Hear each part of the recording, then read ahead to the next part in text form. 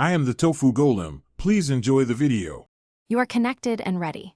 First, copy the running config to a safe location so you can restore if needed. Use TFTP or SCP. Once done, enter privileged exec with enable, then confirm you are on the Switch console. Next, run show running config to verify current settings. Don't delay. Proceed to remove the active config by issuing write erase to clear startup config. This starts the reset sequence and prepares the switch for deeper cleanup. Now you perform the detailed cleanup. After write erase, delete the VLAN database file so old VLAN are removed.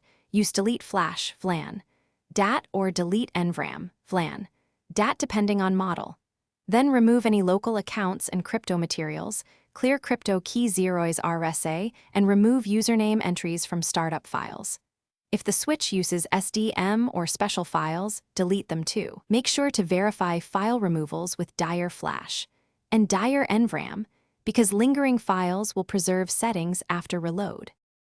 Finally, reload the device to apply the factory state. Issue reload and confirm when prompted, and bypass setup dialogues if you want a blank device. Once it restarts, use show running config and show VLAN brief to confirm configuration is cleared and only default VLAN remains. If you need a baseline config, apply it now.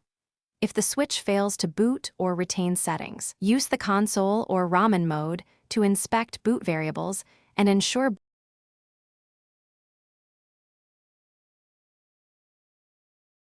Thanks for watching.